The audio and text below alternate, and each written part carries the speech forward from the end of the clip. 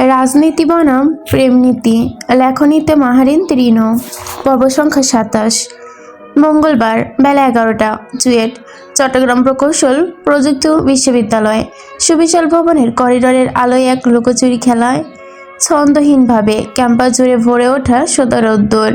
তার মধ্যে ছড়িয়ে আছে প্রখরভাবে গরমের দাবদাহ। অন্যান্য দিনের তুলনায় আজ বেশি।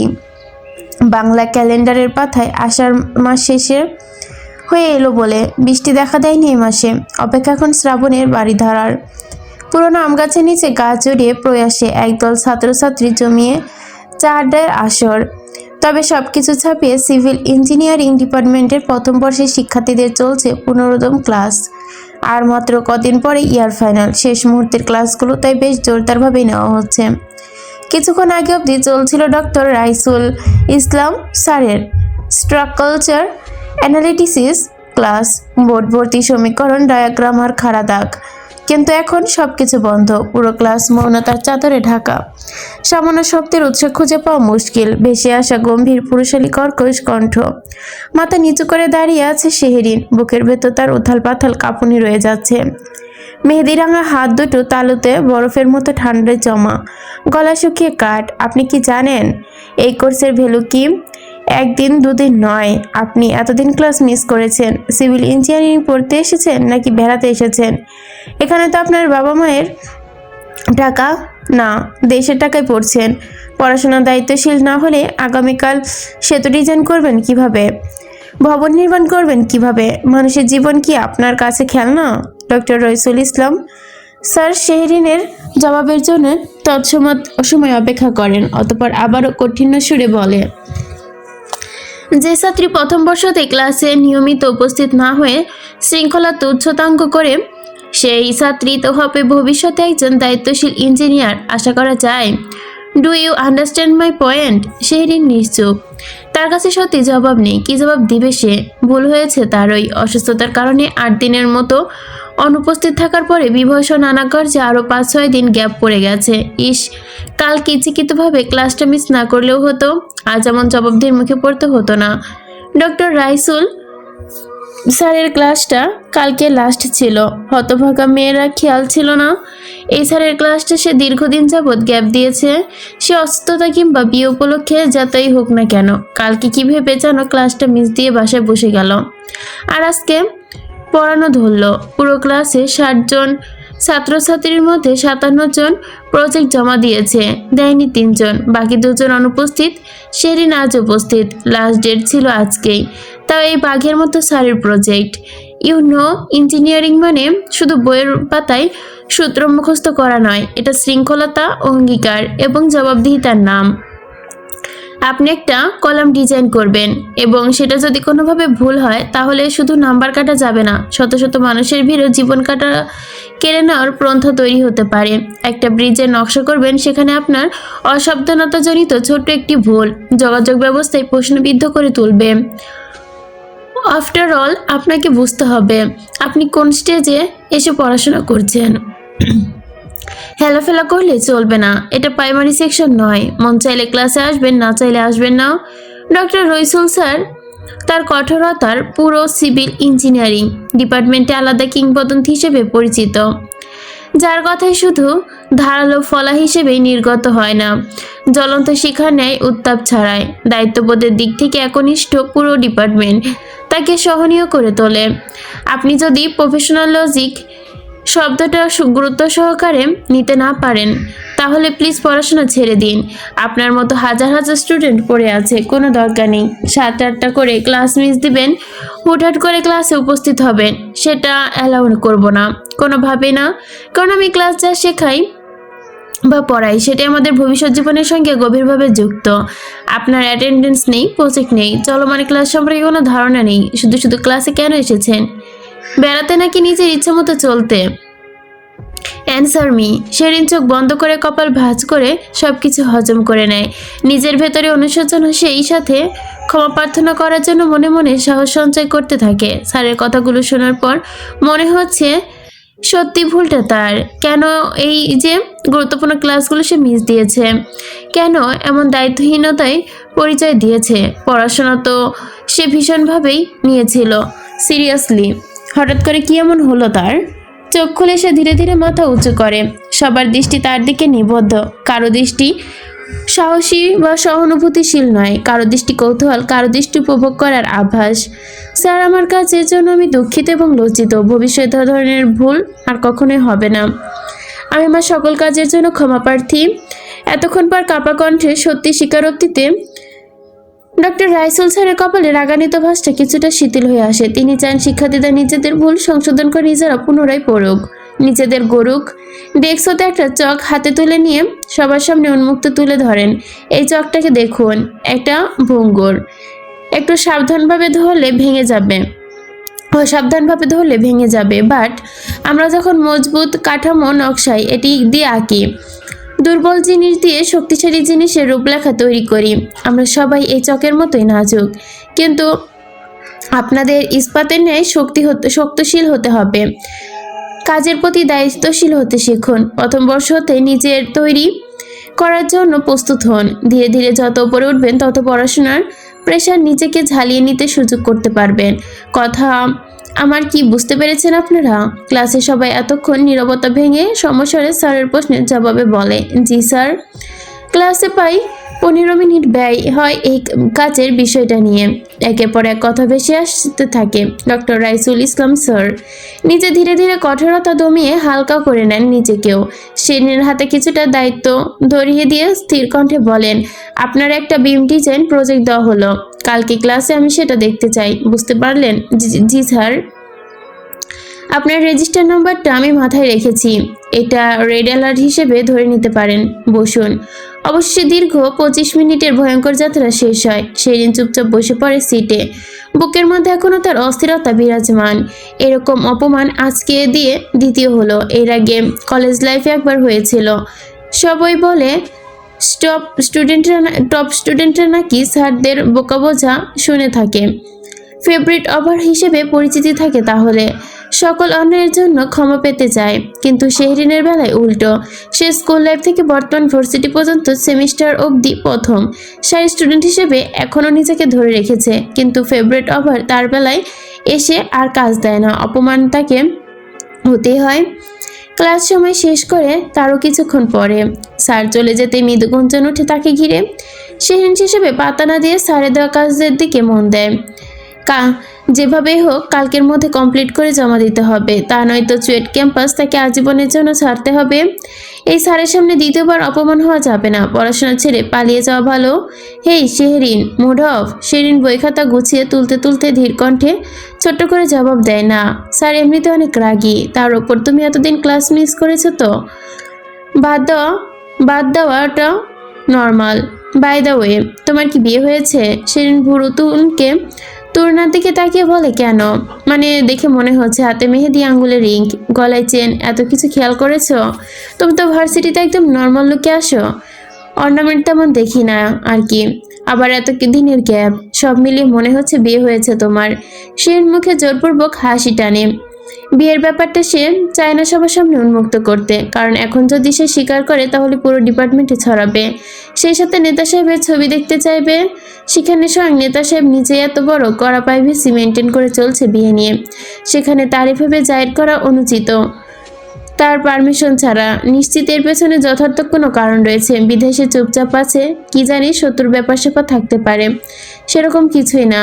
মেয়েদের ইউনিক সেন্স আর্গুমেন্ট থাকতে একটু স্বাভাবিক। হে গাইস, কি করছো তোমরা? একে একে দল বেঁধে আরফিন, অর্ক, নিশি, জায়ান এসে ভিড় করে শেহরিনের পাশে। আর্ক চোয়ালে হাসি ঝুলিয়ে বলে, শেহরিন, আজকে ডোজটা কেমন খেলে? কয়দিন আগে নিশা তো খেয়েছিল, ওকে তাও অল্পতেই ছেড়ে দিয়েছে, বাট তোমাকে একদম। দোস্ত, এই প্রজেক্টে যে প্যারা খেতে হয়েছে, সেদিন গ্যাপ দিয়ে এদিকে ভালোই করেছে। ওকে আজকে স্যার যেটি দিয়েছে সেটা খুব একটা কঠিন নয়। শেহরিন নীরবে সবার মজা নেওয়া থেকে শুরু করে প্রত্যেকের জ্ঞান বাক্য হজম করতে থাকে। আজ তার হজমের দিন, সব হজম করতে হবে। মনে মনে স্মৃতমার ওপর তার রাগ জমে। এই মেয়ে 2 দিন ক্লাসে আসে তো 3 দিন আসে না। আমেরিকা যাবে বলে ক্লাসটা অন্তত করে না। প্রজেক্ট জমাটা না দিলেও লেপাত্তা হয়ে গিয়েছে। তবে সুবিধা একটাই, ওর অপমান হওয়ার সুযোগ নেই, কারণ এই স্যারের ক্লাস সে অনেক আগেই বাদ দিয়েছে। যেদিন ভিসাও রেডি, এখন শুধু হাতের মুঠোয় আসতে বাকি। শুধু তো তবুও তো অনেক দিন। এ কদিন ক্লাসে আসলে কি হয়, অন্তত সাপদেরকে হজম করতে হয় না। আমার প্রতি তোমার এত সহমর্মিতা দেখে অবাক হচ্ছি। প্লিজ এটা নিয়ে গ্লোসিপ করো না তোমরা। আমাকে স্যারের বিগত ক্লাসের নোটসগুলো দিতে পারবে কেউ? নোটসের কথা শুনেই এক লহমায় চুপ হয়ে যায় শিহরিন, আর চোখে প্রত্যেকের অভিব্যক্তি লক্ষ্য করে। তোর নামতামতা স্বরে বলে, আমার তো নোটস করাই হয়নি। এই, তোমার নোটস থাকলে প্লিজ ওকে দে। ভাই, আমার আর নোটস ওসব আমার দ্বারা হবে না। নিশি তোমার নেই? সরি শিহরিন, আমার অনেক গ্যাপ আছে এই সাবজেক্টে। আমি অনেক কষ্টে নোটস কালেক্ট করেছি, পড়তে হবে। তুমি তো এমনিতেই টপ, আর আমরা যে লেখালেখি ওগুলো তুমি তো বুঝবেই না। প্রত্যেকের বাহানা শেহরিনের এতদিনের চেনা হয়ে গেছে। এরা এতটাই স্বার্থপর যে পড়াশোনার বিষয়ে কিছু শেয়ার করতে চায় না। হয়তো হিংসা থাকে এমনটা। শেরিন টপ রেজাল্টটা চক্ষুশূলদের, অথচ এই হাসিমাখা মুখগুলো দেখে কে বলবে এদের ভেতরে এত অন্ধকার। এদের প্রয়োজনে ঠিকই তার থেকে নোটস কালেক্ট করে নেয়। শেহরিন এবার চেয়েও কেন জানি স্বার্থপর হতে পারে না, বিবেকে বাধা দেয়। মিথ্যা কোনো অজুহাত দিতে পারে না। তবে আগের চেয়ে সে নিজেকে শক্ত করে নিয়েছে। হোক সে একা, তবুও এদেরকে অতিরিক্ত সে প্রশ্রয় দেবে না। নরম সুরে কথাও বলে না। বুঝতে পেরেছি, নেক্সট টাইম থেকে আমার হাতে লেখা খারাপ হতে পারে। সুন্দর লেখে কী লাভ? মার্কস্টাইন তো মেন। এমন করবো যাতে নিজের লেখা নিজেই বুঝতে না পারি, অন্য কেউ তো দূরের কথা। হালকা খোঁচা মেরে ব্যাগখানা কাঁধে তুলে সিট থেকে বেরিয়ে গেল শিহরিন। আজকের মতো ক্লাস শেষ। এখন কালকের যুদ্ধের জন্য প্রস্তুতি নিতে হবে। না জানি কালকে আবার কি হবে। শিহরিনকে দেখে যতটা নরম মনে হয়, আসলে ততটা নরম নয়। বেছে বেছে জায়গা মতো বাঁশ দিয়ে যায়, অথচ দেখলেই কেউ বলবে না এর মধ্যে এত কিছু। ইনোসেন্টের ডিব্বা। রাইট, স্যার আজকে এত অপমান করলো, অথচ ওর মধ্যে সেরকম কোনো রিয়াকশন নেই। এতগুলো ক্লাস মিস করেছে, কালকের প্রজেক্ট আদৌ পারবে তো? জানের কথায় তুর্য সন্দেহের কণ্ঠে বলে, don't know, but brilliant student পারতেও পারে। বাট আমার কেন জানি ওকে দেখে মনে হচ্ছে ওর বিয়ে হয়েছে। বিয়ে করলে আমরা জানবো না? লুকিয়ে লুকিয়েও তো করতে পারে। লুকিয়ে লুকিয়ে বিয়ে করার কি আছে? বাই দ্য ওয়ে আরফিন, তুই তো আমাদের থেকে ওকে একটু ভালোই চিনিস। কেউ আছে নাকি? আরফিন কাজ ঝাঁকায়, ঠোঁট উল্টে বলে, আমি জানবো কিভাবে? আমি তোর বেস্ট ফ্রেন্ড নই। তবে হ্যাঁ, একদিন রেস্টুরেন্টে এমপি সান্নিধ্য শাহজাহান খানের সাথে ওর পরিচয় ভাবটা খেয়াল করেছি। সিরিয়াস? এমপি? শিওর নয়, বাট একটু মনে হয়েছিল। এই জন্য কি লুকোচুরি? হলেও হতে পারে। তো না বাঁকা হেসে বলে, বা তাহলে তো হলোই। দেখি আমার ধারণা কতটুকু সত্যি হয়। কালকে ক্লাসে ওকে টেস্ট করব। লাভ কি দোস্ত? লাভ লোকসানের কিছু নেই। You can say it only security. জাতীয় সংসদ অধিবেশন, ঢাকা। ঢাকার শেরেবাংলা নগরে অবস্থিত জাতীয় সংসদ ভবনের পরিধি বিশাল ও গম্ভীর। আধুনিক স্থাপত্যশৈল এবং যেন গণতন্ত্রের মহিমা এই রাষ্ট্রের জটিলতারই প্রতীক। ভেতরে প্রধান কক্ষটি আজ শৈলে ভরপুর। দেশের সর্বোচ্চ আইন প্রণয়নকারী প্রতিষ্ঠানের সংসদ সদস্যরা আজ উপস্থিত হয়েছে এখানে নিজেদের কর্মকাণ্ডের জবাবদিহিতা এবং বাজেট প্রণয়ন নিয়ে।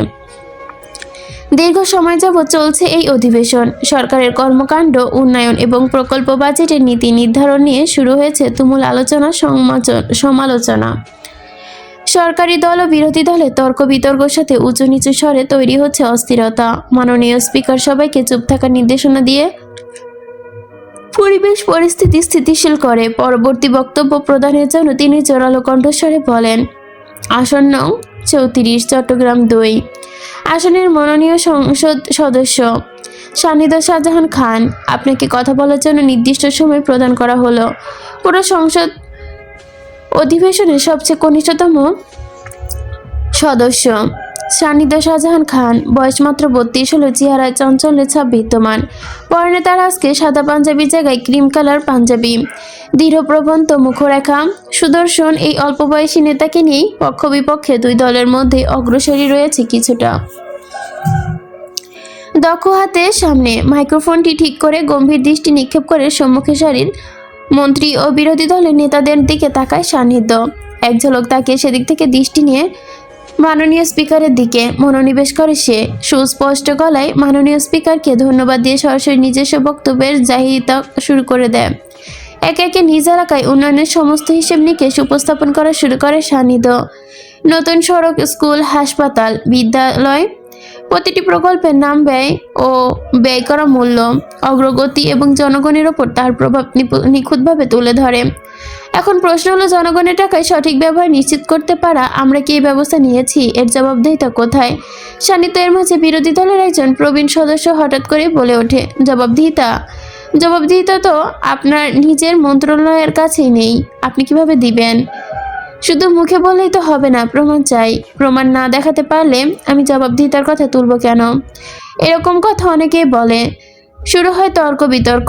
সান্নিধ্য বিরক্ত হয় খানিকটা, কপাল কুঁচকে শক্ত কণ্ঠে বলে, মাননীয় স্পিকার, আমি আমার বক্তব্য প্রদান করছি। বিরোধী দলের মহোদয় যদি কোনো প্রশ্ন রাখেন আমি তার জবাবের উত্তর দিতে প্রস্তুত, কিন্তু অপ্রাসঙ্গিক মন্তব্য করে গুরুত্বপূর্ণ বিতর্ককে আমি অস্থির করা উচিত হবে বলে মনে করছি না। আপনি নিজেও তো অপ্রাসঙ্গিক হচ্ছেন, আপনার কথা শেষ হতে দিন। আবারও উপরমুখা মন্তব্য। স্পিকার জোরালো কণ্ঠে হাতুড়ি দিয়ে ডেস্কের ওপর আঘাত করে শৃঙ্খলতা বজায় রাখুন। মাননীয় সদস্য, আপনি আপনার বক্তব্য চালিয়ে যান। সান্নিধ্য দৃঢ় অচল ভঙ্গিতে তার বক্তব্যগুলো আবার উপস্থাপন শুরু করে। বিরোধী দল হতে আগত প্রত্যেকটা মন্তব্য যুক্তি খণ্ডন তুলে কথা কাটাকাটি, হাততালি, সমর্থন, প্রতিবাদ সব মিলিয়ে চলতে থাকে তার কার্য। মাননীয় স্পিকার তরুণী সংসদ সদস্যের খুব সুন্দর এবং কর্মকাণ্ড তুলে ধরতে দেখে কিছুটা অবাক হয়, কিন্তু বাস্তব হলো তার নিজস্ব দলের কর্মীরাই দুর্নীতিতে যুক্ত। বিশ্বাস কোথায়? তার কাজ যে সুষ্ঠুভাবে হয়েছে এটা কি আমরা তার মতো সুন্দর বাচনভঙ্গি দেখে বিশ্বাস করে নিব? যেখানে লাখ টাকার বাজেট কোটি টাকা দিয়ে স্থানান্তর হয়, সেখানে এসব বাণী কতটা গ্রহণযোগ্য? সান্নিধ্য বিরোধী দলের বয়োজ্যেষ্ঠ সদস্যের কথায় হালকা ঠোঁট প্রসারিত করে ঠান্ডা গলায় বলে, জনগণ আমাদের জন্য জবাবদিহিতা চায়, আর আমরা এই সংসদের তারই প্রতিফলন দেখাতে এসেছি। সত্য মিথ্যা যাচাই করার জন্য অনেক উপায় রয়েছে। আমার কাছে যদি আমার এলাকার মানুষ অসন্তুষ্ট হয় বা সন্তুষ্ট হয়ে থাকে, তাহলে আমি বাধ্য নই নিজে সত্য এবং সুষ্ঠু প্রমাণ করার জন্য। মাননীয় সদস্য, আপনাকে ধন্যবাদ সমালোচনা করার জন্য। আপনাকে অনুরোধ করব, ইতিহাসের পাতা না উল্টিয়ে সময় কিল না করে বর্তমান এবং ভবিষ্যতের দিকে নজরদারি রাখুন। সান্নিধ্যের কথায় সরকারি দলের পক্ষ হতে সমর্থিত সুর ভেসে আসে। বিরোধী দলের সংসদ ফেয়ার কাউন্ট অ্যাটাক করার জন্য উদ্যত হলে মাননীয় স্পিকার প্রতিহিতভাবে বলে, please let stick to the issue, personal attack won't be total related. সান্নিধ্য তার আর অল্প কিছুক্ষণের সময়ের মধ্যে নিজের বাজেট উপস্থাপন করে। সেই সাথে মাননীয় অর্থমন্ত্রীকে অনুরোধ করে সঠিক বাজেট অনুমোদিত করে দেওয়ার জন্য। দুর্নীতি বিশাল ছায়া গ্রাস করেছে তাদের নিজস্ব দলের ভেতরেই, আর তার এই অকপটে বাজেট নিয়ে কথা বলায় নিজ দলে কিছু উঁচু পর্যায়ের নেতাদের মন ভারী করে ফেলে। সঙ্গে সঙ্গে অল্প বয়সী ছেলে রক্ত গরম, এত আমলে নেওয়ার কিছু নেই। আপনি না চিনে এমনি একটি মন্তব্য করবেন না। এই ছেলে রাজনীতিতে পাকা খেলোয়াড়, বাজেট নিয়ে তো ভাবতে বলছেন কেন? এর পেছনে লম্বা কারণ আছে। কারণ দেখে লাভ নেই সাহেব, লোক দিয়ে বুঝিয়ে প্রতিহিত করুন, নইলে পকেটে কি তুলবেন? মন্ত্রীমশাইয়ের কথায় চট্টগ্রাম ৯ আসনের সংসদ সদস্য মাথা নাড়িয়ে সায় দিলেন। চলমান বক্তব্যের মাঝে দীর্ঘশ্বাস ফেললেন। সহজভাবে বোঝাবেন না, এটা নিশ্চিত। বাঁকা মানুষকে বাঁকাভাবেই বোঝাতে হয়। দেখা যাক কুকুরকে ফাঁদে ফেলানো যায় কিনা। সুখনিবাস, দুপুর 2টো। সে ইউনিভার্সিটি হতে এসে শাওয়ার নিয়ে নিচে নামে। শাশুড়ি মায়ের সঙ্গে হাতে হাতে টুকটাক কাজ করার জন্য পা বাড়ায় কিচেনে। যদিও রান্নাবান্না সব হয়ে এসেছে, এখন শুধু ডাইনিংয়ে রেডি করতে হবে। তবে সব কিছু স্বাভাবিকভাবে চলেও মাথার মধ্যে তার অগাধ চিন্তা, কখন স্টাডি টেবিলে বসবে, কখন প্রজেক্টটা কমপ্লিট করবে। শাহজাহান সাহেব ড্রয়িং রুমে সুবিশাল আকৃতির টিভিতে চলমান সংসদ অধিবেশনে অত্যন্ত মনোযোগ সহকারে দেখে চলেছেন। কি কারণে কপালে তার ভাঁজ সেটা সে বুঝতে পারে না। যাওয়ার পথে পা থামিয়ে এক পলক টিভিতে তাকিয়ে খুঁজতে থাকে তার ব্যক্তিগত নেতা সাহেবকে, কিন্তু বয়োজ্যেষ্ঠ এক নেতার বক্তব্য প্রদান করা দেখে সে অগ্রসর হতে মাথায় আঁচল টেনে ধীরস্থিতে, বাবা খেতে আসুন। বৌমা কখন এলে ইউনিভার্সিটি থেকে? এই তো একটু আগে বাবা। আচ্ছা, সান্নিধ্যকে দেখেছ? একটু আগে বক্তব্য রাখলো। শেরিন ফের টিভির পানে তাকিয়ে ছোট্ট করে জবাব দিল, দেখা হয়নি? বলো কি, আসো আসো, বসো বসো। তোমার স্বামীকে টিভির পর্দায় দেখা যায়, তুমি দেখবে না? তাই কখনো হয় না বাবা? ঠিক আছে, সমস্যা নেই, আমি পরে। শেহরিন কথা শেষ করার আগে সান্নিধ্যকে ফের দেখালো টেলিভিশনে। ক্যামেরা তার দিকে তাক করানো কিছু সময়ের জন্য, কিন্তু নেতা সাহেবের দৃষ্টি তার কাগজের দিকে। কিছু একটা লিখে চলেছে সুসংগত অঙ্গিভঙ্গিতে। শেহরিনের চোখ তার সুপুরুষে ধরা দিতে আপনা আপনি মুখে হাসি ফুটে যায়। নিমিষের চাহনিতে তাকিয়ে দেখতে থাকে নেতা সাহেবকে। মনের মধ্যে ঠান্ডা হাওয়া দোল দিয়ে যায়, পরিতৃপ্তিতে ভরে ওঠে চোখ দুটো। যান্ত্রিক মাধ্যমে স্বল্প সময়ে দেখাদেখি সমাপ্তি ঘটে। ক্যামেরা আবারও ঘুরে যায় সেই বয়োজ্যেষ্ঠ লোকের দিকে। শাহজাহান সাহেব ছেলের বধূকে বলেন, দাঁড়িয়ে আছো কেন বৌমা? বসো বসো, একটু শোনো। রাজনৈতিক হালচাল তোমারও জানতে হবে, বুঝতে হবে। স্বামী যেহেতু রাজনীতিবিদ। শেহরিন ঠোঁট চেপে মনে মনে বলে, মাফ করবেন বাবা, আপনার ছেলের সাথে এই নিয়ে আমার চুক্তি হয়ে গিয়েছে। তার রাজনীতির জগতে আমার কোনো উপস্থিতি থাকবে না। এটা একান্তই তার বিষয়, আমার কোনো হস্তক্ষেপ নেই। আর আমি আমার চুক্তিতে অটল। মনের কথা মনে রেখে শেহরিন নরম হেসে বলে, সমস্যা নেই, আম্মা একা কিচেনে আছে, ওদিকে একটু দেখতে হবে। আপনি খেতে আসেন বাবা। শ্বশুর সাহেবকে কোনো মতে কাটিয়ে নববধূ চলে যায় কিচেনে। এই দুদিনে সে বাবা ডাকটা বেশ আয়ত্ত করে ফেলেছে। এখন আম্মা ডাকটা আর একটু প্রস্তুত করতে হলে এনাফ। কালকে রাতে হাজারো বার কুটিলবোধ ছড়িয়ে একবার ডেকেছে সে, আর একবার এই ডাকেই বেশ সাহস এসেছে বুকে, আরও একটু জড়তা কাটিয়ে গিয়েছে। একটা সমস্যা থেকে মুক্তি হতে পারবে সে। দুপুরে ভাত ঘুম যার অভ্যাস, সেই অভ্যাস সে হুট করেই চালালেই পরিবর্তন করবে কিভাবে? শাশুড়ি মায়ের সঙ্গে টুকটাক সংসারিক কাজ ছেড়ে খেয়ে দিয়ে বসেছিল স্টাডি রুমে।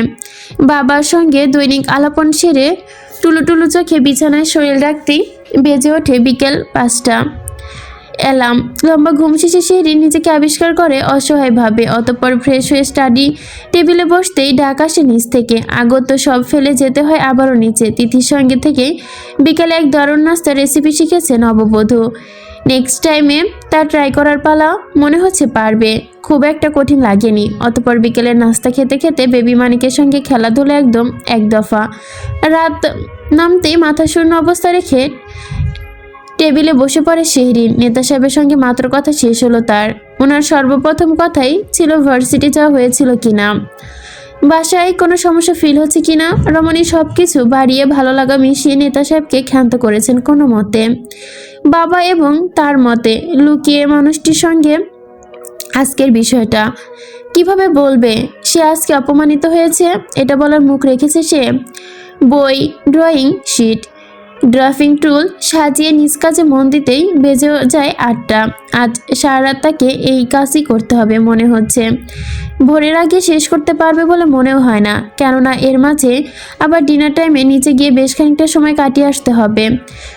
বই, স্মৃতমা হতে প্রাপ্ত কিছু নোট, সেই সাথে ল্যাপটপ চালু করে নিল শেহরিন। ইউটিউবে কিছু টিউটোরিয়াল ভিডিও, অনলাইন জার্নাল ঘাটাঘাটি করলো। এতগুলো ক্লাস মিস করে রিকভার করাটা ভীষণ কঠিন। কি ফর্মুলা ইউজ করবে বুঝতে পারছে না। স্যারের কথাগুলো বারে বারে কানে প্রতিধ্বনি হতে শুরু করেছে।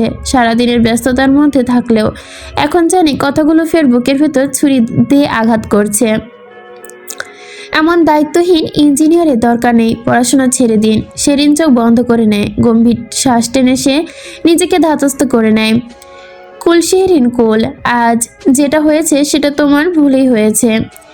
নিজেকে যদি এর চেয়েও আরও খারাপ কথা শোনাতে না চাও, অপমান সহ্য করতে না চাও, তাহলে ভালোভাবে প্রজেক্টটা কমপ্লিট করো।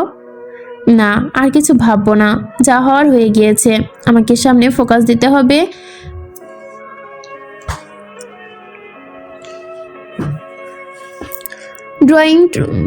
ড্রয়িং বোর্ডে পেন্সিল টার্ন করে টিউটোরিয়ালের কিছু ক্লাস মনোযোগ সহকারে দেখতে দেখতে কিছু ফর্মুলা সে নিচে নোটস করে নিল। পিডিএফ হতে কিছু টপিকস অবজার্ভ করে নকশা ভীমে লোড দিয়ে ডিস্ট্রিবিউশন সাপোর্টে রাখা টানতে টানতে আঙ্গুলে ব্যথা জমে গেল, তবুও থেমে গেল না। একদম 11:30টার দিকে উঠে ডিনার সেরে আসতে আসতে প্রায় 12টা বেজে গিয়েছিল। আসামাত্র বসে পড়লো আবারও টেবিলে। রাত যত গড়ায় বইয়ের পাতা উল্টানো যেন সাথে ল্যাপটপের কিবোর্ড টাইপিং সাউন্ড ভেসে আসতে শুরু করে। রাত তখন 3টে। সমস্ত কাজ শেষ করতে করতে ঘুম নেমে আসে শেহরিনের চোখে।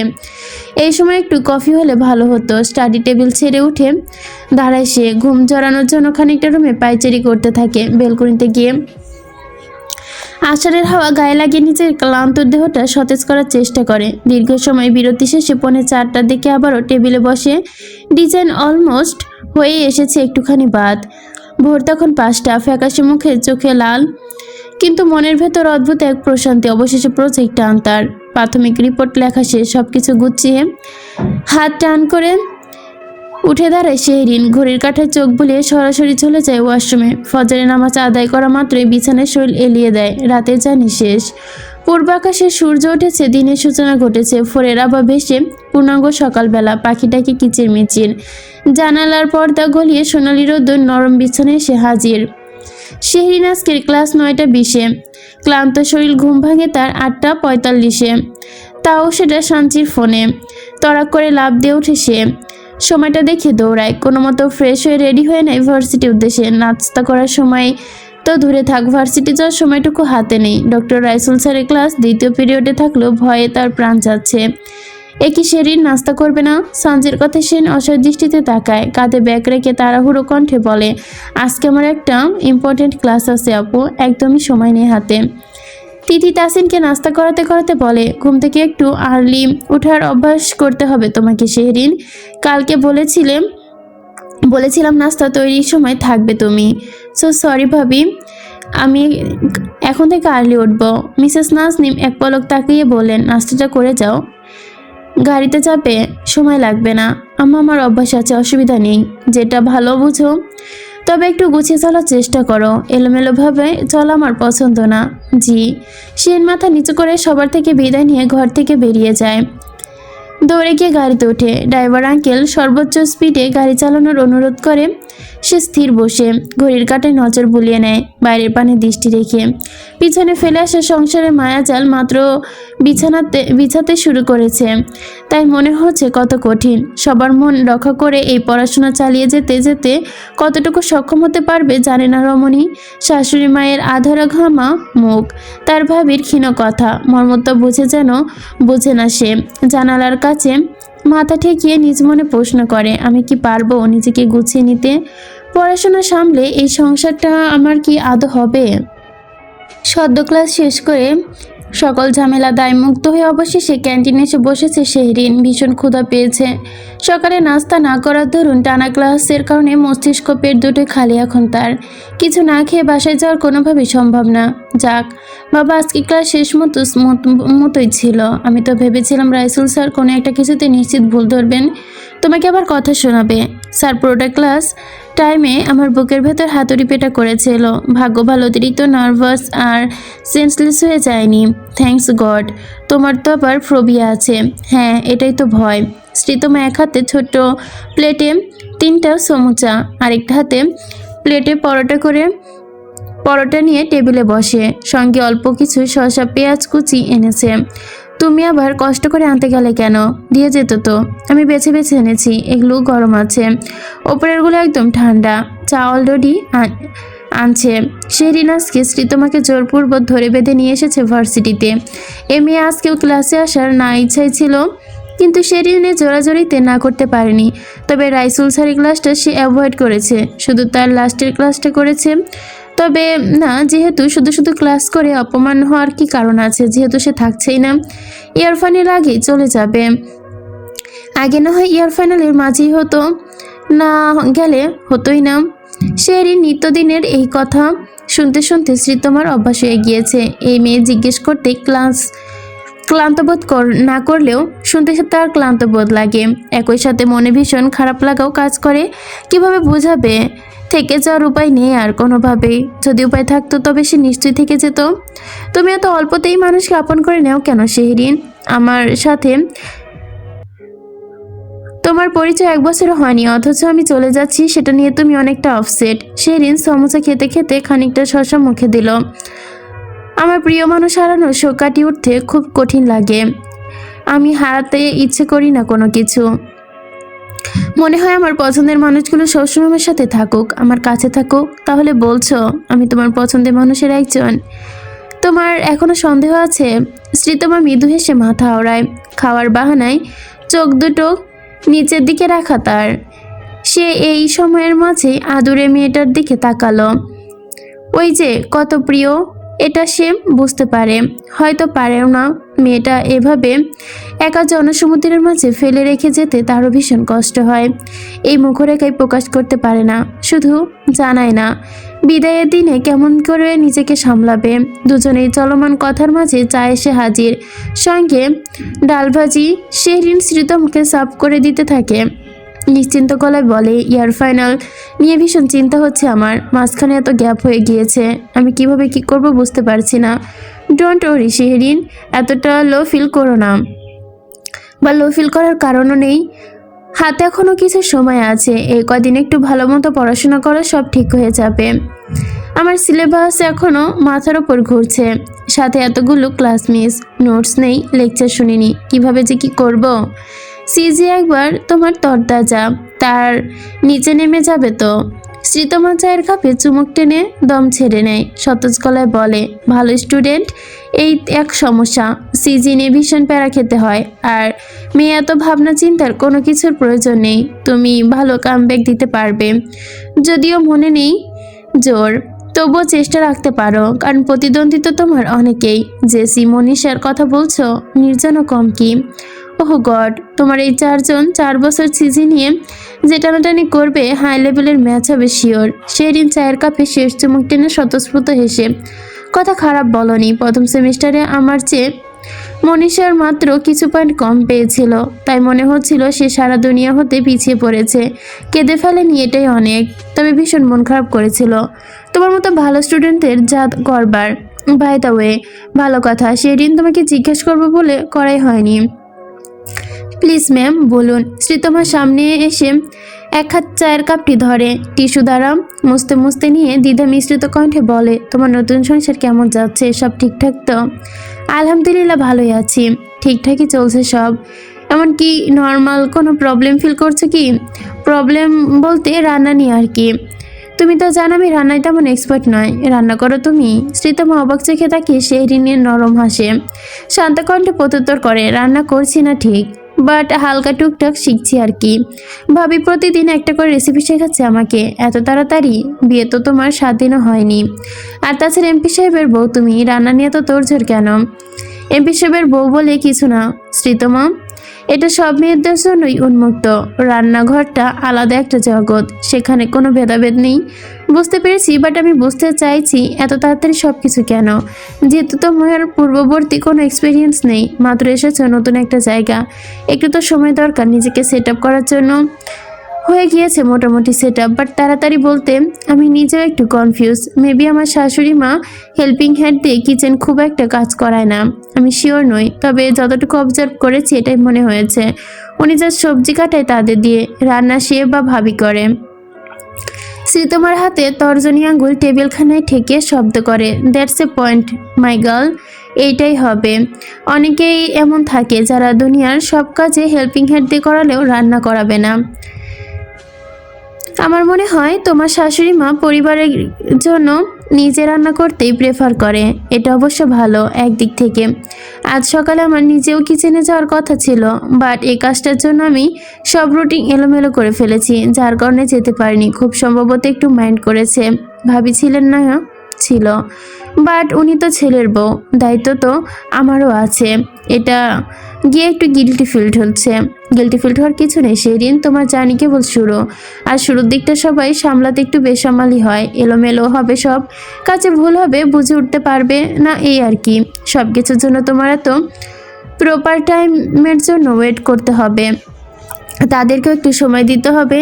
এখানে তোমার যেমন গিল্টি ফিল হচ্ছে, এই গিল্টি ফিল হওয়াটাও যেন বোকামি, কাদের ক্ষেত্রে মন ভারী করাটাও বোকামি। শেহরিন দুহাত থুতনিতে ঠেকিয়ে নিচু সময়ে কিছুক্ষণ চুপচাপ থাকে। শ্রীতমার কথাগুলো ফিল করার চেষ্টা করে।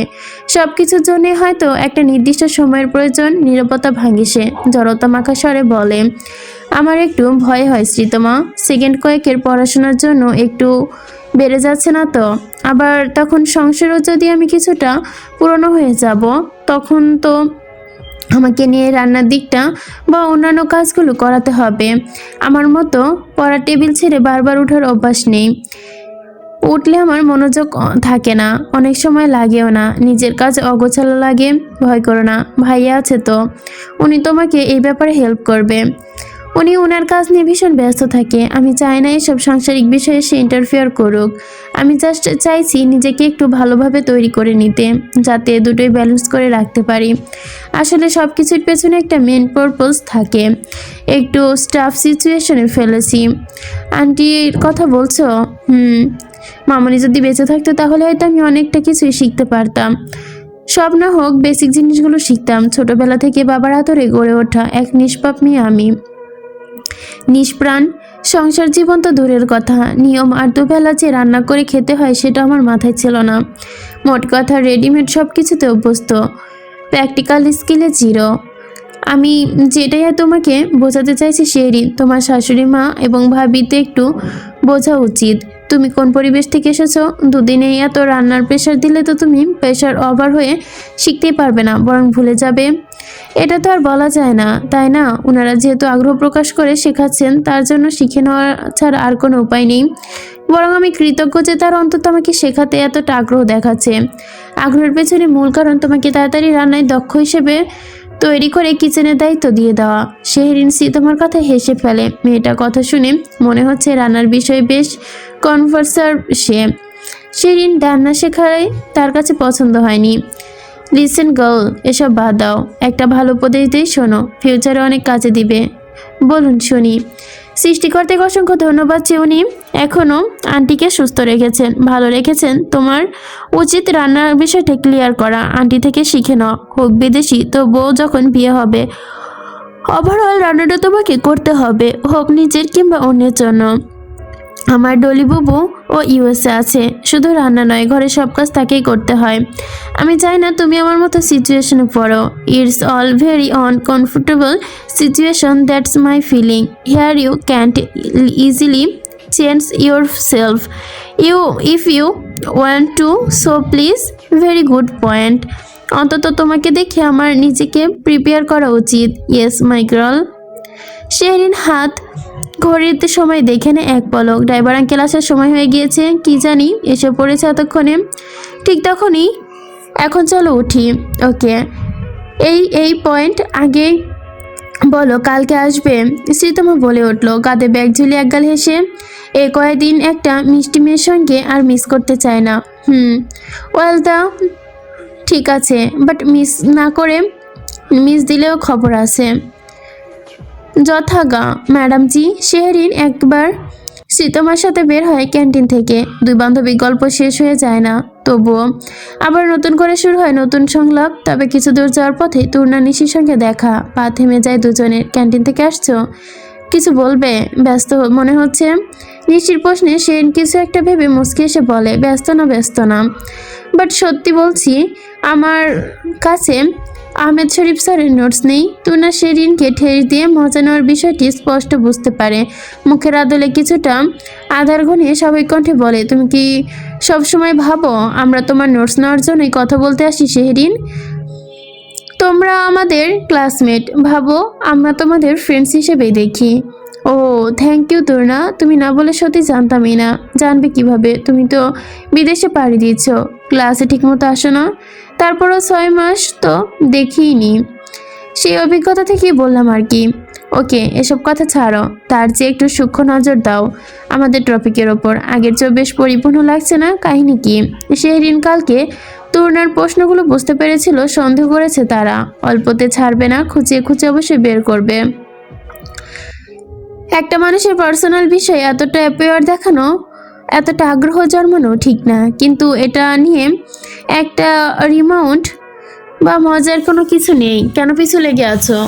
কাহিনী কিছুই না, সব কিছু সানস্ক্রিনের কারবার। সানস্ক্রিন আমরাও দেই শেহরিন, বাট তোমারটা আলাদা।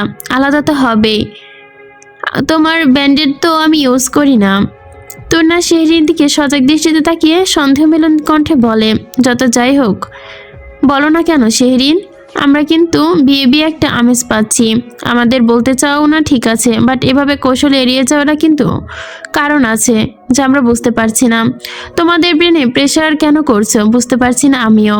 এর একটু যদি পড়াশোনায় ব্যয় করতে, নিশ্চিত আমাকে টপকে তোমরাই ড্রপ হয়ে যেতে, তখন আর আমার কাছ থেকে নোট চাইতে হতো না। অপমান করছো? মোটেও না, তোমাদের শার্প মস্তিষ্কের প্রশংসা করছি।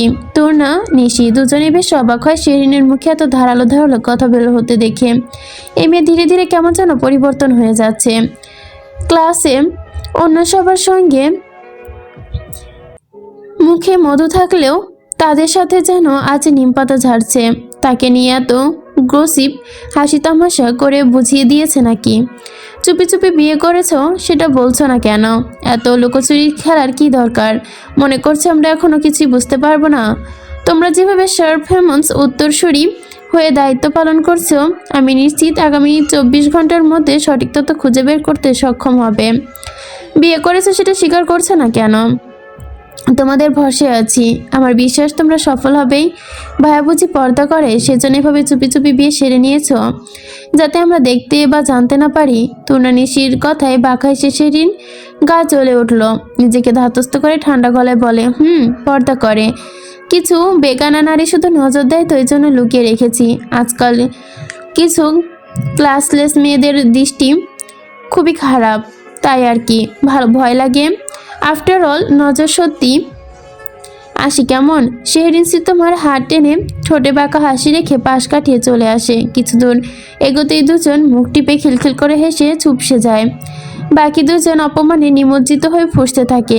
শেহরিন যে অকারণের আকার ইঙ্গিতে তাদেরকেই বুঝিয়েছে, এটা বেশ বুঝতে পেরেছে তারা দুজন।